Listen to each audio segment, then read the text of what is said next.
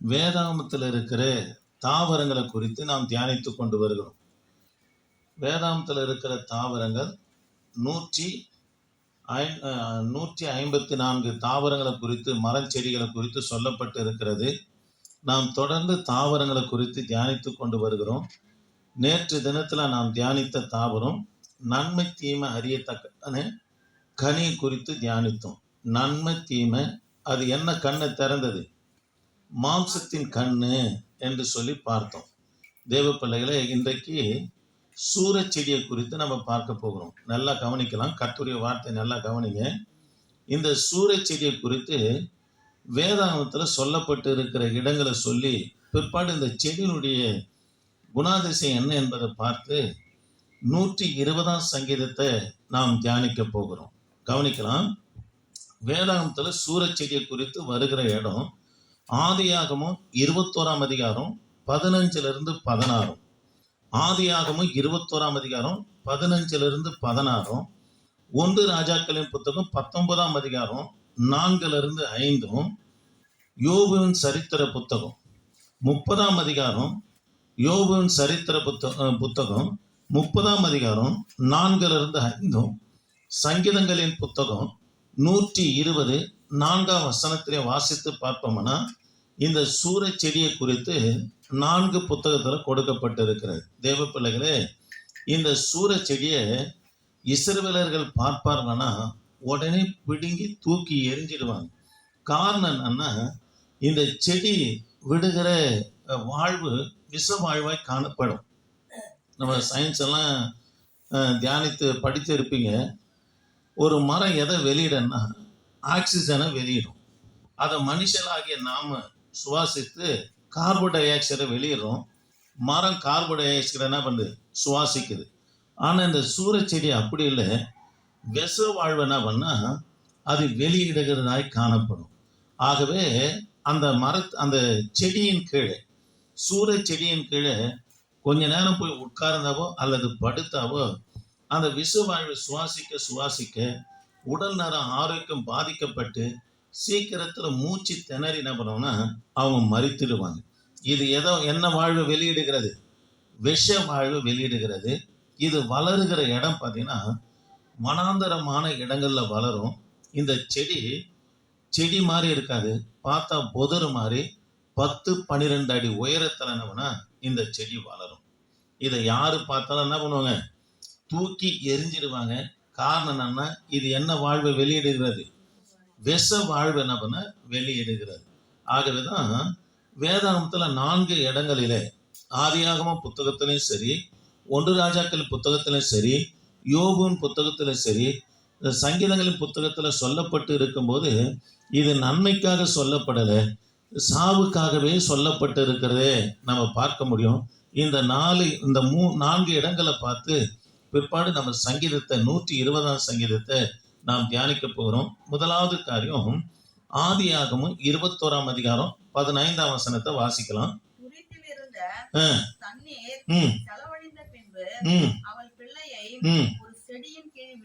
பாருங்க, ஆதாரமா துரித்தில் இருந்ததான தண்ணீர் செலவைந்த பிற்பாடு அந்த ஆகார் இஸ்மவேலை ஒரு செடியின் கீழே விட்டு பிள்ளை சாகிறத நான் என்ன பண்ண மாட்டேன்? பார்க்க மாட்டேன். தேவ பிள்ளைகளே, இங்க ஒரு செடி என்று சொல்லப்படுகிறது. இது எதை குறிக்கிறா? சூரச்செடி கீழே தான் எடுத்து போயிட்டு இஸ்மவேலை கலைத்துட்டு அதுல இருந்து வருகிற விஷவாயு பிள்ளைய சாகடிச்சிடும். பிள்ளை சாகிறத நான் பார்க்க மாட்டேன் என்று இங்க ஆகார் சொல்லுகிறத பார்க்கிறோம். இந்த செடி என்ன வாழ்வு வெளியிடும்? விஷ வாழ்வு வெளியிடும். ரெண்டாவது 1 ராஜாக்களின் புத்தகம் 19ஆம் அதிகாரம், 1 ராஜாக்களின் புத்தகம் 19ஆம் அதிகாரம் 4 5 வரைக்கும் வாசிக்கலாம். பாருங்க, 3 பேரும் பெரிய தீர்க்கதரிசி. இந்த 3 தீர்க்கதரிசியும் சாவ விரும்புறாங்க. அதை குறித்து நான் சொல்றேன். வாசிக்கலாமா? கவனிக்கலாம். 1 ராஜாக்களின் புத்தகத்துல 18ஆம் அதிகாரத்துல எலியா பெரிய ஊழியத்தை செய்யறார். வானத்திலிருந்து அக்னி இறங்குது, பாகாலின் பலிபீடம் பட்சிக்கப்படுது. பாகாலின் தீர்க்கதரிசிகளை வெட்டி கொலை செய்கிறார். ஆனா ஏசபலுடைய அதாவது தூண்டுதல் நிமித்தமாக பயந்து ஜீவனுக்கு பயந்தனவா ஒரு நாள் பிரயாணமா ஓடுகிற அவரு எலியா தீர்க்கதரிசி எங்க படுகிறார் பாருங்க. சூரச்செடியின் கீழ் உட்கார்ந்து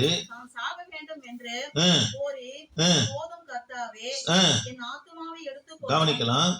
அருமையான கர்த்தருடைய பிள்ளைகளே, எலியாவும் கூட தன் ஜீவனுக்கு பயந்து நடக்க முடியல, சோர்வாயிட்டார். பெரிய தீர்க்கதரிசிங்க, வானத்திலிருந்து அக்கினி இறக்குனவர், தேசமே பாகல வழிபட்டாலும் தேவனுக்காக உறுதியா நின்ன மனுஷன் யாரு? எலியா. இப்பேற்பட்டவர் போதும் தேவனே, நான் சாக போகிறேன்னு சொல்லி எங்க போய் படுத்துக் கொள்றாரு? சூர செடியின் கீழனவனை படுத்துக் கொள்ளுகிறார். தேவ பிள்ளைகளே, 3 தீர்க்கதரிசிங்க சாவ விரும்பினாங்க. முதலாவது மோசே சாவ விரும்பினார். ஆண்டவரே, இந்த ஜனத்தோடு கூட என்னால போராட முடியாது, நான் சாக போறேன்னு சொல்றார். தேவ பிள்ளைகளே, ஆனா மோசே விரும்பின சாவு அவருக்கு இல்லை. அவருடைய சாவை யார், அவருடைய சடலத்தை யார் அடக்கம் பண்றது? கர்த்தரே அடக்கம் பண்ணுகிறத நம்மனா பார்க்க முடியும். 2வது எலியா தீர்க்கதரிசியும் கூட போதும் கர்த்தாவே, எனக்கு சோர்வு, நான் சாக போறேன்னு சொல்லி சூரச்செடியின் கீழே படுத்துக் கொள்கிறார். இவர் இன்னார வரைக்கும் சாகாம சுயல் காற்றினால யார் எடுத்துக்கொள்ளப்பட்டது? எலியா எடுத்துக்கொள்ளப்பட்டதை பார்க்கணும். 3வதாக யோனா தீர்க்கதரிசியும் கூட நினைவு பட்டணத்துடைய அழிவுக்காக போன நினைவு பட்டணம் மனம் திரும்பி ரட்சிக்கப்பட்ட உடனே நானும் சாக போகிறேன் என்று நம்ம சொல்றார். தேவ பிள்ளைகளை, இவருடைய மரணத்தை குறித்து வேதத்துல சொல்லப்படல. 3 தீர்க்கதரிசிகளும் சாவ விரும்புறாங்க. இவங்க விரும்புற மாதிரி கர்த்தர் சாவ கொடுக்கல. ஆமே, கவனிக்கலாம். 2வது காரியம், எலியா தீர்க்கதரிசி சாவ விரும்புறார். காரணம் என்ன? சோர்வு. தேவ தூதன் மூலியமாக அவருக்கு அப்பமும் தண்ணீரும் கொடுக்கப்பட்ட பிற்பாடு 40 நாள் மோசே சந்தித்த மலை, ஒரு மலை மட்டும் நம்ம நடக்கிறத பார்க்கிறோம். சரி, 3வது காரியம், யோபு 30ஆம் அதிகாரம். யோபு 30ஆம் அதிகாரம் 4-5 வரைக்கும் வாசிக்கலாமா?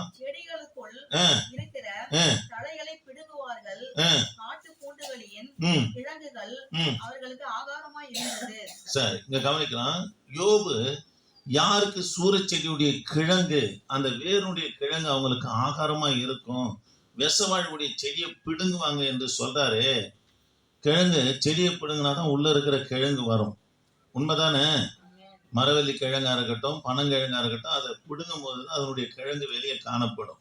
அது போல அதாவது யாருக்கு இந்த சூரச்செடியுடைய கிழங்கு ஆகாரமா இருக்கும் என்று சொல்றாருன்னா, யோபு பரியாசம் பண்றாங்க. கவனிக்கலாம். நீங்க மேல இருந்து வாசித்து பார்ப்போம்னா, யோபு பரியாசம் பண்ணவர்களை பார்த்து சொல்றாரு, என் மந்தையை காக்கிற நாய்களுக்கு கூட அவங்கள சமமா நான் வைக்க மாட்டேன்றாரு. பரியாசம் பண்றது பெரிய பாவம். பரியாசம் பண்ணுறது தன்னை உண்டாக்கின தேவனை நிந்திக்கிறது. அது மூக்கை பாரு, அது வாயை பாரு, அது உருவத்தை பாருன்னு சொல்லி பரியாசம் பண்ணக்கூடாது. உன்னை கர்த்தரை அழகா படைச்சிருக்கா, சோத்திரம் பண்ணு. நம்ம எல்லாரும் யாருடைய சாயல்ல இருக்கிறோம்? கர்த்தருடைய சாயல்ல இருக்கிறோம். அதுக்காக மற்றவங்களை பரியாசம் பண்ணக்கூடாது. அது யோபு பரியாசம் பண்ண நிமித்தமா அவர் என்ன சொல்றாருன்னா, சூரச்செடியுடைய கிழங்கு அதாவது அவங்களுக்கு கிடைக்கும் என்று சாபமான வார்த்தையை நம்ம கூறுகிறார். தேவ பிள்ளைகளே, உங்களுக்கு அன்பாய் கேட்டுக்கொள்ளுகிறேன், யாருமே பரியாசம் பண்ணாதீங்க. அது உருவத்தை பாரு, அது முடியை பாரு, அது தலையை பாரு. நம்ம எல்லாம் யாருடைய சாயல்ல படைக்கப்பட்டு இருக்கிறோம்? கர்த்தருடைய சாயல்ல படைக்கப்படும். தேவனுடைய சாயலை பரியாசம் பண்ணுவீர்கள்னா சாபமான வார்த்தை யாரு கூறுறாரு? யோபு சொல்லுகிறத பார்க்கிறோம். 4வது காரியம், சங்கீதங்களின் புத்தகம் 20ஆம் சங்கீதம் 4ஆம் வசனத்தை வாசிக்கலாமா? 20ஆம் சங்கீதம் 4ஆம் வசனத்தை வாசிக்கலாம். 20ஆம் சங்கீதம் 4ஆம் வசனம்.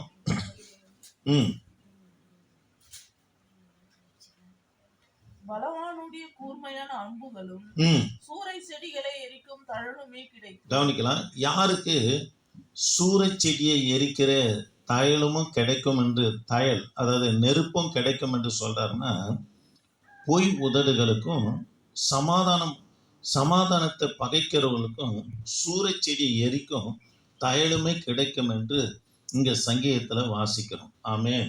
தேவ பிள்ளைகளே, இந்த சங்கீதத்தை தான் நம்ம தியானித்து நாம் முடிக்க போறோம். எல்லாரும் 120ஆம் சங்கீதத்தை கையில எடுத்துக்கலாம். 120ஆம் சங்கீதத்தை கையில எடுத்துக்கலாம். இந்த சங்கீதம் 2 பிரிவுகளாக பிரிக்கப்படுது.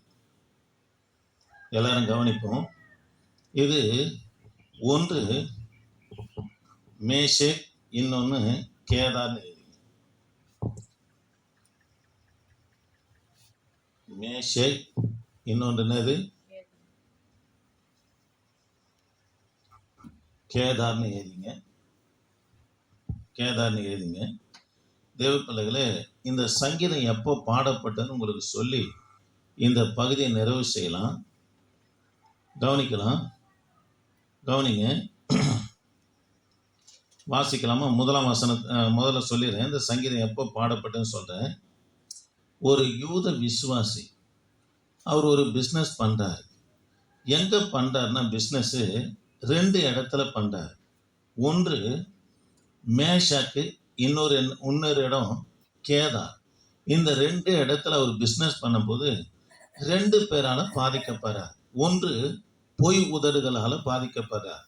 2வது சமாதானத்தை பகைக்கிறவர்களால பாதிக்கப்பட்ட பிற்பாடு விட்டா போதும் சொல்லி ஓடியாந்த அவரு, கர்த்தர் அவரை ஆசீர்வதித்து போதுமான பணத்தை கொடுத்த பிற்பாடு வந்து ஆசாரிப்பு கூடாரத்துல அவர் சாட்சி சொல்லும்போது, ஆசாரிப்பு கூடாரத்தில் இருக்கிற பாடல் குழுவினர் அவர் சாட்சி எழுதி பாடலாக பாடப்பட்ட சங்கீதம் தான் 120ஆம் சங்கீதம்.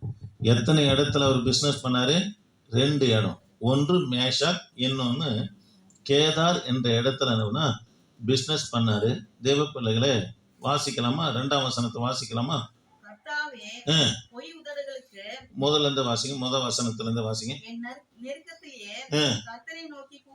என் நெருக்கத்துல யாரால நெருக்கப்படுறன்னா பொய் உதடுகளால அவர் நெருக்கப்படுறார். சமாதானத்தை பகைக்கிறவர்களால நெருக்கப்படுறார். ஆகவே என் நெருக்கத்துல கர்த்தரை நோக்கி கூப்பிட்டேன், அவர் எனக்கு செவி கொடுத்தார். பிற்பாடு சொல்றாரு, கர்த்தாவே பொய் உதடுகளுக்கும் கபடு நாவுகளுக்கும் என் ஆத்துமாவை தப்புவியும். கபடு நாவே, உனக்கு என்ன கிடைக்கும்? உனக்கு என்ன செய்யப்படும்? பலவானுடைய கூர்மையான அம்புகளும் சூரச்செடி எரிக்கும் தயலுமே கிடைக்கும். ஐயோ, நான் மேசக்கில சஞ்சரித்ததும் போதும், கேதாரின் கூடார அண்டையில குடியிருந்ததும் போதும் என்று சொல்றார். கவனிக்கலாம். இந்த மேஷாக் ஜாதி எப்பேற்பட்டவங்க என்பதை சொல்றார். நீங்க நெட்ல போட்டு பார்த்தீங்கன்னா கூட இந்த மேஷாக் என்பவங்க, மேஷக் என்பவங்க நல்ல உயரமாக இருப்பாங்க. 8 அடி உயரம் இருப்பாங்க ஆண்கள். பெண்கள் பார்த்தீங்கன்னா 7 அடி உயரம் இருப்பாங்க. ஆகவேதான் இவங்களை யார் என்று அழைக்கப்படுனா மேஷேக் என்று அழைக்கப்படுது.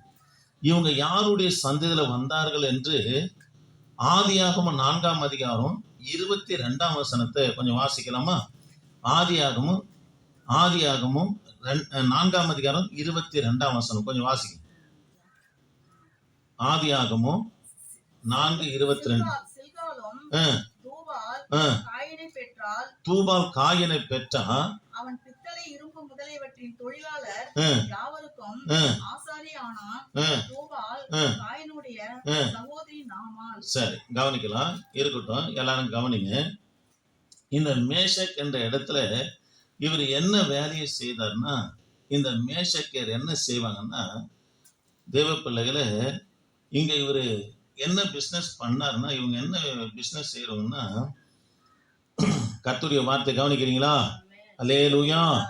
கவனிங்க தேவ பிள்ளைகளை, பித்தளை இரும்பு போன்ற பாத்திரங்களை முலாம் பூசி வியாபாரம் பண்ணுகிற வேலை யாரு செய்வாங்கன்னா, இந்த மேசக்கு என்ன பண்ணுவாங்க செய்வாங்க. இந்த இடத்துல தான் இவர் இந்த யூத விசுவாசி பிஸ்னஸ் பண்றார். கவனிக்கலாம். இவர் பிஸ்னஸை நஷ்டமாக்கும்படியா இவங்க என்ன பண்ணாங்கன்னா, கபடு நாவனால பேசி பேசி பேசி இவர் என்ன பண்ணாங்கன்னா, அவங்களிடத்துல இவர் பிஸ்னஸ் பண்ணாரு. அவங்க வாயை திறந்தாவே பொய்யா தான் பேசுவாங்க. இதை தான் சொல்லப்பட்டு இருக்குது. நான் திரும்ப சொல்றேன், தயவுசெய்து நல்லா கவனிங்க. இவரு இந்த தூபா காயும் மேசே இந்த மேஷக் என்றவங்க எப்பேற்பட்டவங்கன்னா, ஆண்கள் 8 அடி உயரம், பெண்கள் 7 அடி உயரம். இவங்க வாயை திறந்தாவே பொய்யை தான் பேசுவாங்க, பொய்யை தவிர வேற எதுவுமே பேச மாட்டாங்க. இவங்க இடத்துல போயிட்டு வியாபாரம், அந்த இடத்துல தான் பிஸ்னஸ் பண்றாரு.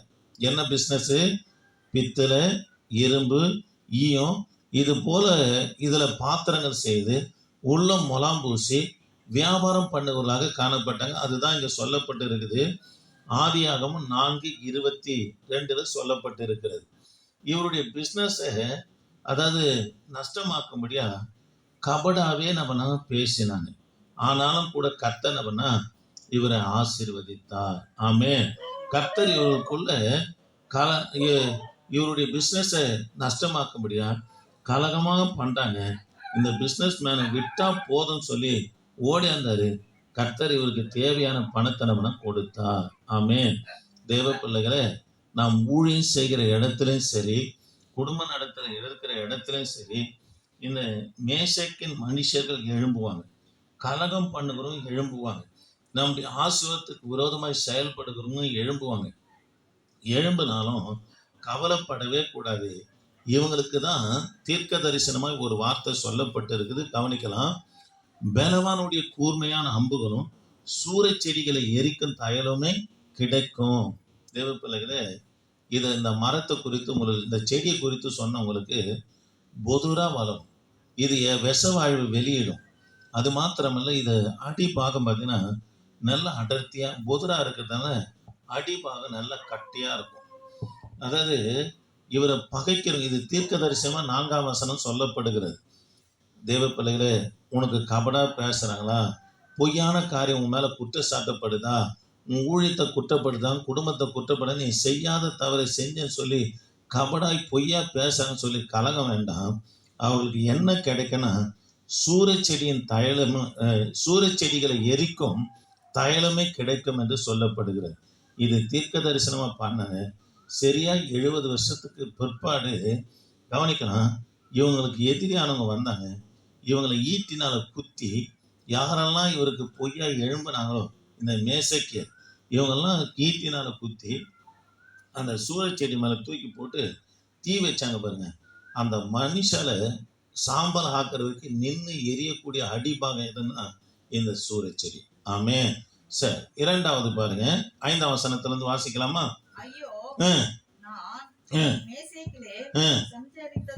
பாருங்க. ஐயோ, நான் மேசைக்கில சஞ்சரித்ததும் போதும், குடியிருந்ததும் போதும். கவனிக்கலாம். 2வது காரியம், கேதார். இவங்க யாருன்னா இஸ்மவேலுடைய சந்ததி. யாருடைய சந்ததி? முதல்ல பார்த்தோம், அவங்க காயினுடைய சந்ததி, தூபா, மேசை. அவங்க யாருடைய சந்ததி? காயினுடைய சந்ததி என்று சொல்லி பார்த்தோம். 2வது, இந்த கேதார் யாருடைய சந்ததினா இஸ்மவேலுடைய சந்ததி. ஆதியாகமம் 25, ஆதியாகமம் 25 12ல இருந்து 13 வரைக்கும் கொஞ்சம் வாசிக்கலாம். ஆதியாகமம் 25 12ல இருந்து 13 வரைக்கும் கொஞ்சம் வாசிக்கலாமா? அடிமை பெண்ணாகிய எகிப்து தேசத்தாளான ஆபிரகாமுக்கு பெற்ற குமாரனாகிய இஸ்மவேலின் வம்ச வரலாறு. இஸ்மவேலுடைய வம்ச வரலாறு. பற்பல சந்ததிகளாய் இருந்த இஸ்மவேலின் புத்திரருடைய நாமங்களாவன. இஸ்மவேலுடைய மூத்த மகன் நேபாயோத், பின்பு கேதார். பாருங்க, பின்பு யாரு? கேதார். இவங்க யாருன்னு சொன்னா கேதார் என்பவங்க இஸ்மவேலுடைய சந்ததி. தேவ பிள்ளைகளே, உன்னத பாட்டு 1:5 கொஞ்சம் வேகமா எடுத்துக்கலாமா? உன்னத பாட்டு 1:5 எடுத்துக்கலாம். இவங்க பார்த்தீங்கன்னா கருப்பு நிறத்தை தான் விரும்புவாங்க. இந்த கேதார் இஸ்மவேல் சந்ததியா இஸ்லாமியர் எந்த நிறத்தை அதிகமாக விரும்புவாங்கன்னா கருப்பு நிறத்தை தான் விரும்புவாங்க. காரணம் என்னன்னா, அவங்க செக்க செவல்னு இருக்கிறதுனால கருப்பு நிறத்துல, அதாவது படுதா போடுவாங்க மேலே, பெண்கள்லாம் மேலே ஒரு படுதா மாதிரி போடுவாங்க. காரணம் என்னன்னா, அவங்க மேனி அவ்வளோ அழகா தெரியும். நல்லா செக்க செவல்னு இருக்கிறதுனால அவங்களுடைய நிறம் அழகா தெரியும். ஆகவேதான் அவங்க கருப்பு நிறத்தை உடுத்துவாங்க. வாசிங்களேன். குமாரத்திகளே, கேதாரின் கூடாரங்கள் கூடாரங்களைப் போலவும் பாருங்க, இவங்க எந்த நிறத்துல கூடாரத்தை அமைப்பாங்கன்னா, இந்த கேதார் ஆளுங்க கருப்பு நிறத்துல தான் கூடாரம் அமைப்பாங்க. கருப்பு நிறத்துல தான் உடுத்துவாங்க. சொல்லப்பட்டது பாருங்க, கேதாரின் ஆடுகளை போல் கேதாரின் கூடாரங்களை போலவும் சாலோமோனின் திரைகளைப் போலவும் ஆ. நான் கருப்பாய் இருந்தாலும் ஆ. அழகாய் இருக்கிறேன். சரி, கவனிக்கலாம். முதல் காரியம், இவங்க எதை விரும்புவாங்க? கேதார் கருப்பு நிறத்தை விரும்புவாங்க. ஆகவேதான் கருப்பு நிறத்துல எதை உடுத்துறாங்க? வஸ்திரத்தை படுதா மாதிரி நம்ம உடுத்துவாங்க. இவர்கள் கூடாரமும் எப்படி இருக்குன்னா கருப்பு நிறத்துல தான் நம்ம அமைப்பாங்க. அது மாத்திரம் இல்ல, ஏசாயா தீர்க்க தரிசன புஸ்தகம் 60ஆம் அதிகாரம், ஏசாயா தீர்க்க தரிசன புஸ்தகம் 60ஆம் அதிகாரம் 7ஆம் வசனத்துல இவர்கள் மேய்க்கிற ஆடுகள் கூட பாத்தீங்கன்னா கருப்பு நிறத்துல தான் இருக்கும். வாசிக்கலாமா? கேதாரின் ஆடுகள் எல்லாம் கேதாரின் ஆடுகள் எல்லாம் உன்னிடத்தில் சேர்க்கப்படும். நெபயோத்தின் கடாக்கள் உன்னை சேவித்து அங்கீகரிக்கப்பட்டதாய் என் பலிபீடத்தின் மேல் ஏறும். என் மகிமையின் ஆலயத்தை மகிமைப்படுத்துவேன். சரி, கவனிக்கலாம். 60ஆம் அதிகாரம் ஏசாயா 67ல இந்த கேதார் என்ன நிறமுள்ள ஆடுகளை வளர்ப்பாங்கன்னா கருப்பு நிறமுள்ள ஆடுகளை தான் நம்ம வளர்ப்பாங்க. சூலமத்தியாருடைய கூந்தலை குறித்து சாலமோன் வர்ணிக்கும் போது, மலையிலிருந்து இறங்கி வருகிற கேதாரின் ஆட்டை போல உன் கூந்தல் இருக்கிறது, கருப்பா இருக்கிறது என்று சொல்லி யாரை வர்ணிக்கிறார்? சூலமத்தியால சாலமோன் வர்ணிக்கிறத நம்ம பார்க்கிறோம். தேவ பிள்ளைகளே, இவன் எப்பேற்பட்டவனா, இந்த கேதார் என்பவங்க காரணமே இல்லாம சண்டை சச்சரவு பண்ணுவாங்க. நீ ஒரு தவறும் பண்ண மாட்ட, நீ உண்டு வேலை உண்டு ஊழியம் உண்டுன்னு இருப்ப, உனக்கு அவனுக்கும் சம்பந்தமே இருக்காது. காரணமே இல்லாம சண்டை சச்சரவு பண்ணுகிறது தான் யாருன்னா கேதாரின் மக்கள். யாரு? கேதாரின் மக்கள். இததான் சொல்றாரு பாருங்க, 20ஆம் வசனம் பாருங்க, 120ஆம் சங்கீதம் 5ஆம் வசனம் பாருங்க. ஐயோ, நான் மேசைக்கில சஞ்சரித்ததும் போதும், கேதாரின் கூடாராண்டையில குடியிருந்ததும் போதும், சமாதானத்தை பகைக்கிற இடத்தில் என் ஆத்துமா குடியிருந்ததும் போதும். இவங்க எப்பேற்பட்டவங்கன்னா காரணமே இல்லாம சண்டை சச்சரவு பண்ணுகிறவங்க தான் இந்த கேதாரின் மக்கள்.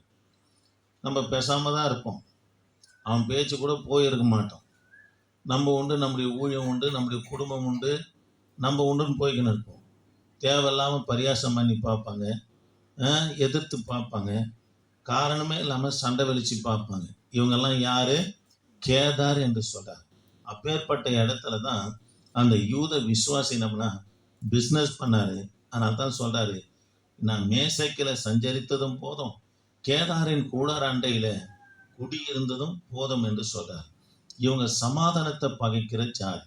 சபையிலையும் சரி, வேலையிலையும் சரி, அக்கம் பக்கத்துலையும் நீங்க சமாதானமாய் பேசினாலும் கூட இவங்க என்ன பண்ணுவாங்கன்னா உன்னை பகைச்சிக்கினே இருப்பாங்க. நீ என்னதான் உதவி செய்தாலும் கூட அவங்க சமாதானமா வரவே மாட்டாங்க. இதை குறித்து ரோமருக்கு நிறுவம் 12ஆம் அதிகாரம் 18ஆம் வசனத்துல பவுல் என்ன சொல்றாரு பாருங்க.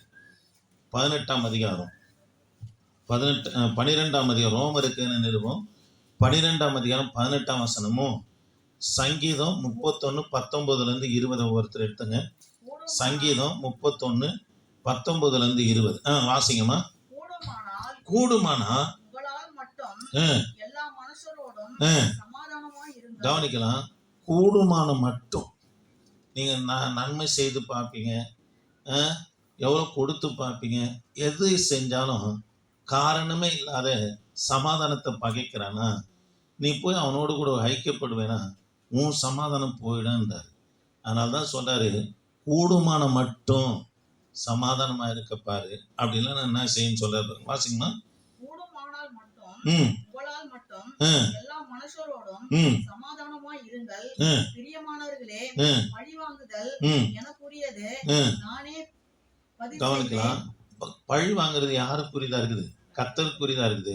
அவர் பதில் செய்வார். சமாதானம் கூடு மட்டும் இருந்து பாரு, கொடுத்து பாரு, சரி வரலையா அவனை விட்டு விடு என்று பவுல் சொல்றார். காரணம் என்ன? இல்லைன்னா உனக்கு தான் பிரச்சனை வரன்றார். ஆமாங்க, சமாதானத்து காரணமே இல்லாம சண்டை சச்சரவு பண்றான் பாருங்க, அவனுக்கு நீ என்ன செய்தாலும் என்ன நன்மை செய்தாலும் அவனால உனக்கு பிரச்சனை தான் வரும். ஒரு நன்மையும் வரவே வராது. அவனை விட்டு பிரிஞ்சிடுன்ற கவனிக்கலாம். இதுக்கு ஒரு வாக்கு தத்தத்தை சங்கீதக்காரன் தாவீது கொடுக்குறாரு பாருங்க. 31ஆம் சங்கீதம் 19-20. 19-20. உமக்கு பயந்தவர்களுக்கும் மனுபுத்திரருக்கு முன்பாக உம்மை நம்புகிறவர்களுக்கும் நீர் உண்டு பண்ணி வைத்திருக்கிற உம்முடைய நன்மை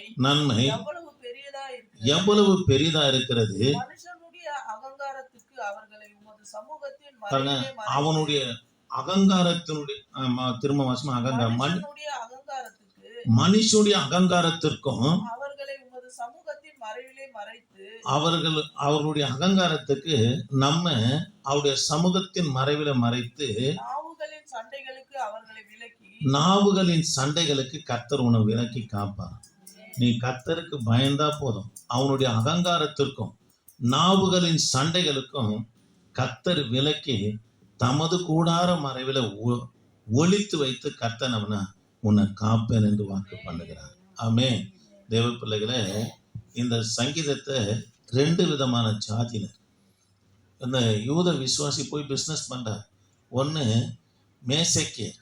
இவங்க எப்பேற்பட்ட ஜனன்னா கபடாவே பேசுவாங்க, பொய்யாவே பேசுவாங்க. இவர் பொய் கபடா பேசிய இவங்களுடைய பிஸ்னஸ் என்ன பண்ண லாஸ் பண்ணாங்க.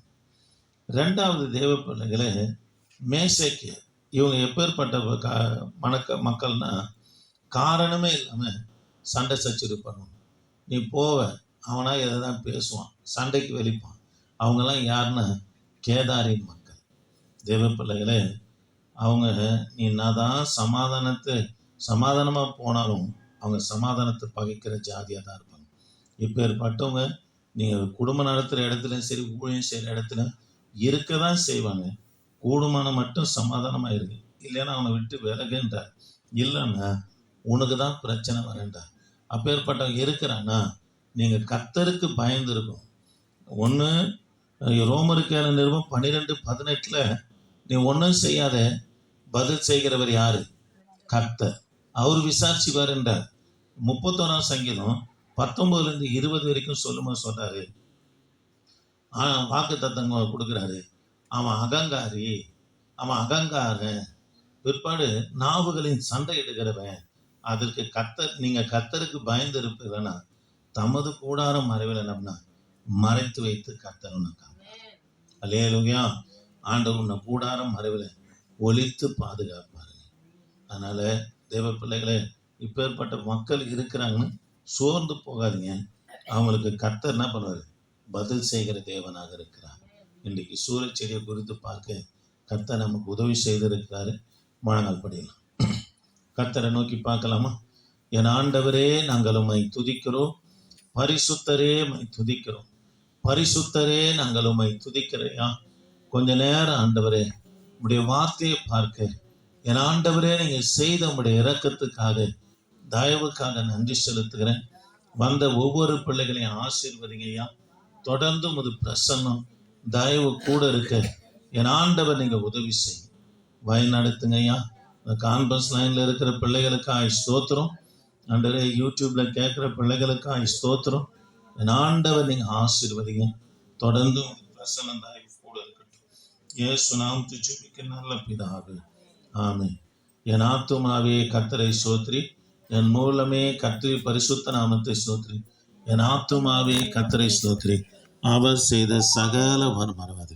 ஆமென்.